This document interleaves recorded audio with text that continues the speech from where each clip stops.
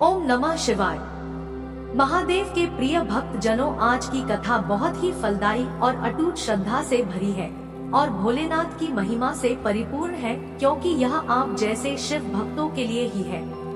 इस कथा को सुनने मात्र से आपके मन में भोलेनाथ शिव शंकर के प्रति भक्ति भावना कई गुना अधिक बढ़ जाएगी। अगर आप यह कहानी सुन रहे हैं तो पूरा सुनिएगा, कथा को आधा अधूरा छोड़कर कर जाने की गलती मत करिएगा, क्योंकि इस पवित्र कथा को पूरा सुनने से मनचाहे फल की प्राप्ति होगी। इसलिए पूरा सुने ताकि आप महादेव का आशीर्वाद प्राप्त कर सके।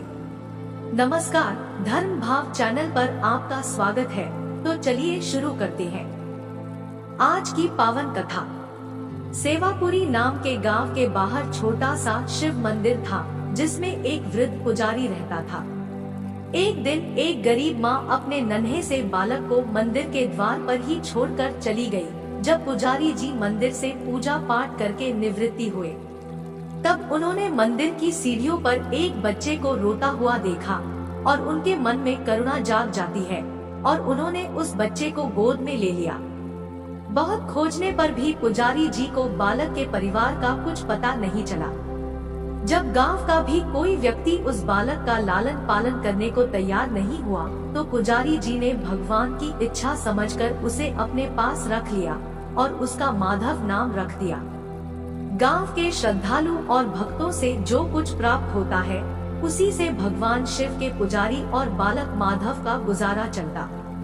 यदि किसी दिन भोजन कम भी पड़ जाता तो पुजारी जी भगवान को भोग लगाकर बचा हुआ बालक माधव को दे देते थे और स्वयं गंगा जल पीकर रह जाते थे। धीरे धीरे माधव बड़ा होने लगा और अब पुजारी जी के कामों में हाथ बटाने लगा। पुजारी जी के थके हारे हाथों को कुछ आराम मिलने लगा, इसीलिए उन्होंने माधव को मंदिर की साफ सफाई, भगवान की पूजा और उनको भोग लगाने की और उनकी आरती करने की विधि अच्छे प्रकार से समझा दी। अब वही पुजारी जी स्वयं भगवान शिव का नाम जपने और कीर्तन में समय व्यतीत करने लगे। एक दिन भगवान का नाम जाप करते करते उनके प्राण छूट गए। बालक माधव का इस संसार में भगवान शिव के सिवा और कोई सहारा नहीं रहा। वह बालक माधव अब पूरी तरीके से अनाथ हो चुका था। जो भी उनके पास था तो वह थे भगवान महादेव। पुजारी ने पहले ही बालक को 3 बातें सिखा रखी थी, जिसमें पहली बात भगवान भोले शंकर को ताज़ा व गर्म रसोई का ही भोग लगाना, और दूसरी बात भगवान को स्वयं कुछ भी खाने से पहले भगवान को भोग लगाना, और तीसरी बात भगवान शिव पर विश्वास रखना, कभी भी किसी वस्तु का संग्रह नहीं करना। यानी कि कोई भी कुछ दे उसको इकट्ठा नहीं करना। यदि कोई भक्त पहले से बना हुआ खाना या मिठाई मंदिर में दे जाता है तो बालक माधव उसे गरीबों में बांट देता तथा ताज़ा रसोई बनाकर भगवान को भोग लगाता था। उसके बाद स्वयं प्रसाद ग्रहण करना और सभी में बांट देता। यदि रसोई बनाने को सामग्री नहीं होती तो भोले बाबा और भक्त माधव दोनों गंगा जल पीकर रह जाते। एक बार बरसात का मौसम आया। 3-4 दिन तक मूसलाधार वर्षा होने से मंदिर में एक भी भक्त नहीं आया। माधव अपने भोले बाबा को गंगा जल का ही भोग लगाते रहा। उसी गंगा जल को पीकर रह जाता। भोले बाबा माधव की भक्ति और सहनशीलता की परीक्षा ले रहे थे, किंतु आखिर में अपने भक्त को भूख से तड़पते देखकर उनसे रहा नहीं गया और वहां के सेठ के नौकर का रूप धारण करके हाथ में पूजन सामग्री की पोटली लेकर बारिश में भीगते हुए मंदिर के द्वार पर पहुँचे। उन्होंने आवाज लगाई, माधव को बुलाया और उसके हाथ में पोटली को देते हुए कहा कि सेठ जी ने भोजन सामग्री भेजी है, इसे रसोई में बनाओ और भगवान को भोग लगाओ और स्वयं भी प्रसाद लो, मैं कल फिर आऊंगा। भक्त माधव ने आशीर्वाद देकर उसे विदा किया और सूखी गीली लकड़ियों से रसोई घर में भोजन बनाकर भोले बाबा को भोग लगाया। पूरे बरसात के मौसम में भोले बाबा नौकर के रूप में भक्त माधव को भोजन सामग्री देने आते रहे और स्वयं भी गर्मा गर्म रसोई के भोजन को पाते रहे। एक दिन भक्त माधव ने सोचा कि सेठ जी को भोजन सामग्री भेजते हुए कई महीने हो गए। 4 महीने हो चले हैं, किंतु वे स्वयं कभी मंदिर में भोले बाबा का प्रसाद ग्रहण करने नहीं आए। अगले दिन जब भोले बाबा नौकर के भेष में भोजन सामग्री की पोटली देने आए, तो माधव उनसे बोला, भाई तुम्हारे इतने धर्मात्मा सेठ जी हैं, कभी स्वयं मंदिर में प्रसाद लेने नहीं आए। इस कारण मेरा हृदय अत्यंत दुखी हो रहा है। अपने से जी से कहना कि कल वे मंदिर में प्रसाद ग्रहण करने अवश्य पधारे। भक्त की बात सुनकर नौकर बने भोले बाबा चौंक कर घबरा उठे और बोले, पुजारी जी, सेठ जी मेरे द्वारा आपको भोजन सामग्री भेजते हैं, आप इसी से भगवान को भोग लगा देते हैं और स्वयं भी प्रसाद पाते हैं। फिर सेठ जी को बीच में बुलाने की क्या जरूरत है? जैसा चल रहा है वैसा ही चलने दीजिए। माधव बोला, ऐसे कैसे चलने दो, आपके धर्मात्मा सेठ जी इतने दिनों से भोजन सामग्री भेज रहे हैं। क्या मैं उन्हें भगवान का प्रसाद देने का अपना कर्तव्य भी पूरा न करूं? मैं किसी का उधार खाने वाला नहीं हूं। अपने सेठ जी से कह देना कि यदि कल भोले बाबा का प्रसाद ग्रहण करने नहीं पधारे तो मैं उनकी भोजन सामग्री लेना बंद कर दूंगा। नौकर बने भोलेनाथ बाबा अपने भक्त की अकड़ देखकर मन ही मन हंसे कि आज तो लेने वाला ही देने वाले को दोष दे रहा है, लेकिन सरल हृदय और भक्त के मनोभाव को देखकर वह बोले, ठीक है पुजारी जी, कल सेठ जी मंदिर में प्रसाद ग्रहण करने जरूर पधारेंगे। अब दूसरे दिन सवेरे सवेरे भोले बाबा भक्त के लिए दूध और बहुत सारे भोजन सामग्री लेकर मंदिर पहुंच गए। माधव चौंकते हुए बोला, भाई आज इतनी सारी भोजन सामग्री किसके लिए लाए हो? नौकर बने भोले बाबा बोले, पुजारी जी भूल गए क्या आप? आज आपने सेठ जी को प्रसाद ग्रहण करने के लिए बुलाया है, इसलिए आप इन सबको बनाइए और भोले बाबा को भोग लगाए। और यह बता दीजिए कि सेठ जी का पधारने समय क्या है? माधव ने प्रसन्न होकर सेठ जी के आने का समय बता दिया और भक्त माधव की इच्छा पूर्ण करने के लिए भोले बाबा कैलाश पर्वत पर सेठ का रूप धारण करने में लग गए। इधर अपने स्वामी को प्यारे भक्त के यहाँ दावत पर जाने का समाचार सुनकर माता पार्वती भला कैसे पीछे रहती, वह भी पति की आज्ञा लेकर सेठानी जी का रूप धारण करने में लग गई।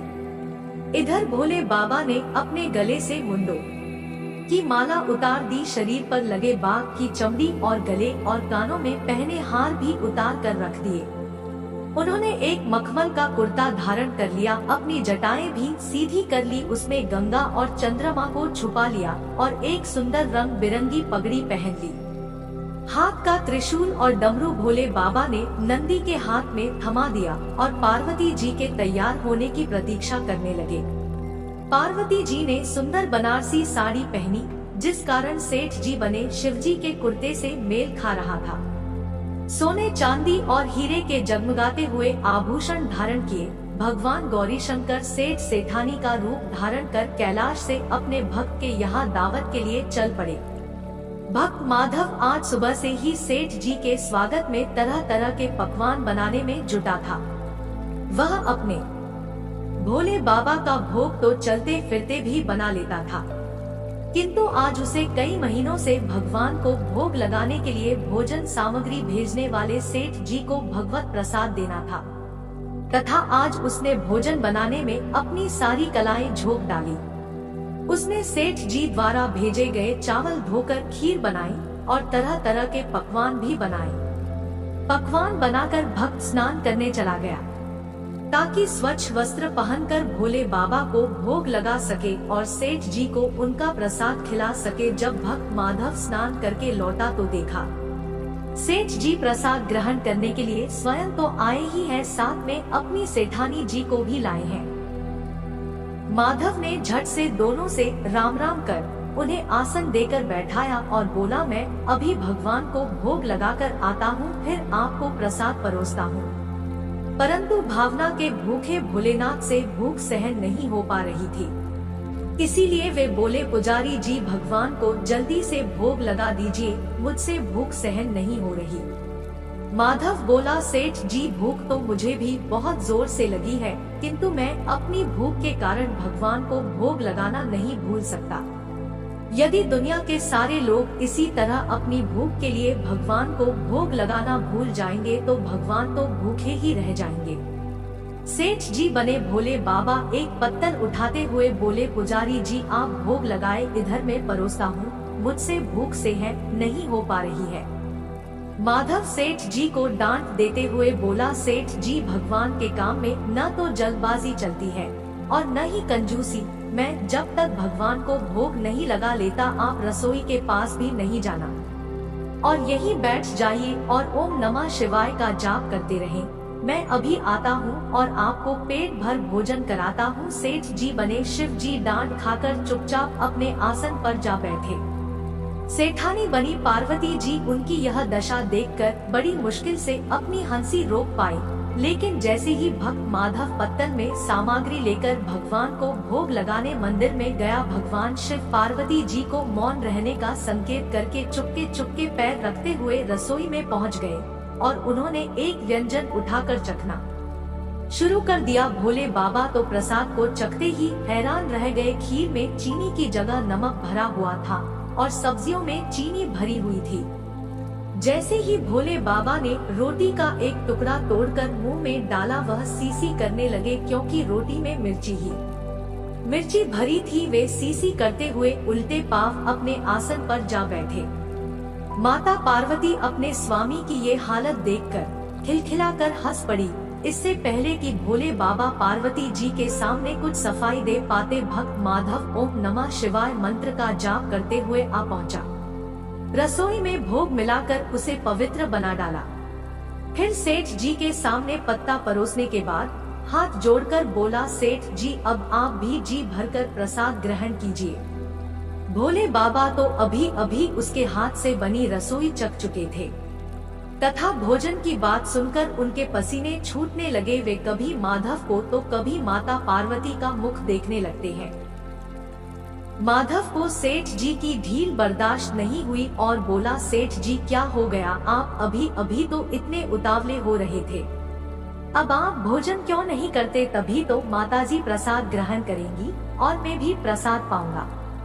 माधव की ललकार सुनकर भोले बाबा ने चुपचाप खीर को उठाया और सारी नमकीन खीर गटागट पी गए। कुल्हड़ खाली होने की देर थी कि माधव ने उसे झट से भर दिया। अपने प्रिय भक्त के हाथों से परोसे हुए भोग में भगवान को आज 2 गुना स्वाद आ रहा था। माधव खीर परोसाता गया और भोले बाबा खीर पीते गए। माता पार्वती भक्त और भगवान दोनों के प्रेम को देखकर मंत्रमुग्ध हो रही थी। सारी रसोई समाप्त हो गई। तब भगवान ने एक जोर की डकार ली। माधव बोला, वाह जी वाह, मैंने इतनी थोड़ी सी रसोई बनाई, मुझे पता होता कि आपको प्रसाद ग्रहण करने का इतना शौक है तो मैं और ज्यादा बनाता।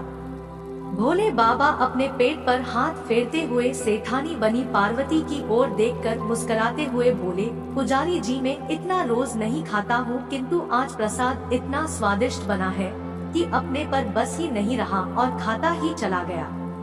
तभी माधव रुआसा होकर बोला, सेठ जी वह तो आपने ठीक किया, लेकिन सेठानी जी तो भूखी ही रह गए। माता पार्वती से माधव का कड़वा सा मुंह देखा नहीं गया और उन्होंने बची हुई खीर की 4 बूंदें खा ली। भोले बाबा द्वारा भोग लगाने से प्रसाद में अद्भुत स्वाद भर गया था।